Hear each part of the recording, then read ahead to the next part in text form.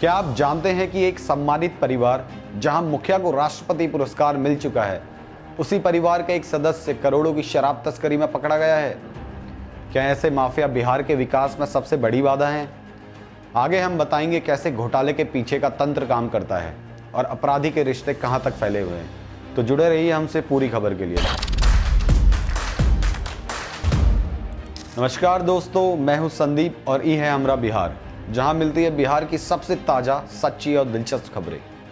आज हम बात करने जा रहे हैं एक ऐसी सनसनीखेज घटना की जिसने सिर्फ मुजफ्फरपुर या बिहार ही नहीं बल्कि कई राज्यों के लोगों को चौंका दिया है। बिहार के मुजफ्फरपुर जिले की मुखिया बबीता कुमारी को उनके समाज सेवा और बेहतर कामों के लिए राष्ट्रपति पुरस्कार से नवाजा गया था। उनका नाम, सम्मान और सेवा का प्रतीक बन चुका था। लेकिन इसी परिवार में अब एक कड़वा सच सामने आया है। 14 अगस्त को प्रवर्तन निदेशालय यानी ईडी ने बबीता कुमारी के घर छापेमारी की। इससे पूरे मोहल्ले में सनसनी फैल गई। लेकिन यह कार्रवाई मुखिया जी या उनके पति के खिलाफ नहीं, बल्कि उनके देवर सुजीत मिश्रा के खिलाफ थी। सुजीत मिश्रा पर आरोप है कि उसने झारखंड, उत्तर प्रदेश, पश्चिम बंगाल, हरियाणा और चंडीगढ़ से अवैध तरीके से शराब मंगाकर उत्तर बिहार के कई जिलों में सप्लाई की। पुलिस रिकॉर्ड्स के अनुसार 2020 में रांची से उसकी गिरफ्तारी हो चुकी है। उसके खिलाफ 6 गंभीर मामले दर्ज हैं। उसके भाइयों बबलू मिश्रा और भरत भूषण पर भी शराब से जुड़े केस चल रहे हैं।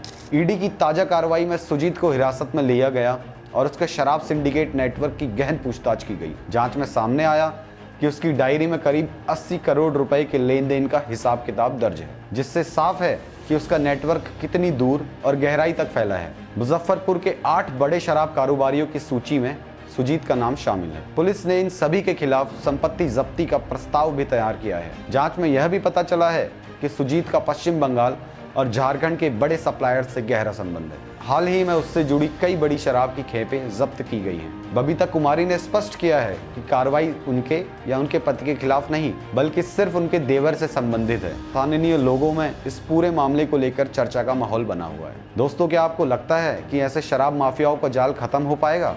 क्या बिहार पुलिस इन सिंडिकेट पर पूरी तरह लगाम लगा पाएगी? और क्या ऐसे मामलों से बिहार की छवि को नुकसान होता है या आगे चलकर सुधार के रास्ते खुलते हैं? कमेंट्स में बताएं आपको इस नेटवर्क पर क्या कहना है। बिहार में शराब माफिया के खिलाफ किस तरह की सख्त कार्रवाई होनी चाहिए और अगली बार किस मुद्दे पर रिपोर्ट देखना चाहेंगे? आप देख रहे थे हमरा बिहार, जहां हर खबर आपके हित और बिहार की उन्नति के लिए लाते हैं। फिर मिलेंगे नई रिपोर्ट, नई सच्चाई और आपके सवालों के जवाब के साथ। धन्यवाद।